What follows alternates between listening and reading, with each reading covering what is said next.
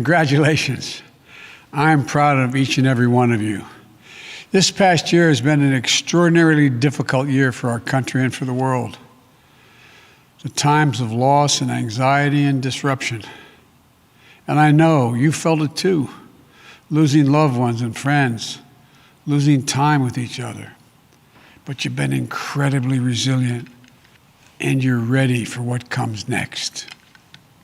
No graduating class gets to choose the world in which they graduate. Every class enters the history of the nation up to the point that has been written by others.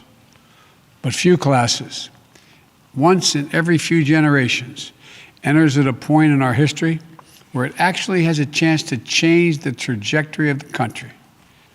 Just 3 years after I stood where you're standing, two of my political heroes, Dr. King and Robert Kennedy, were gunned down. The Vietnam War divided the nation and divided families. We're in the midst of a great movement for civil rights, women's rights, and environmental rights.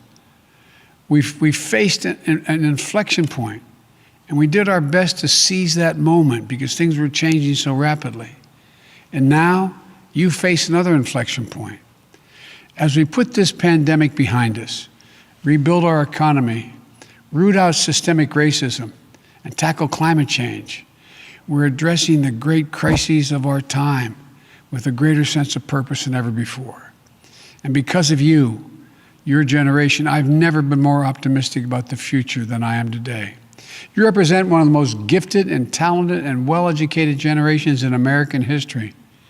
And you're going to see more change in the next 10 years than we saw in the last 50 years. But it's going to be up to you. It's going to be up to you to translate that unprecedented change into a greater measure of happiness and prosperity for not only you and our nation, but for the world around you. And I know you will. The Irish poet Seamus Heaney once wrote, "History says, don't hope on this side of the grave, but then, once in a lifetime, the longed-for tidal wave of justice can rise up, and hope and history can rhyme." Graduates, you have a chance to make hope and history rhyme. So congratulations. Go out and do what you can. May God bless you and your families.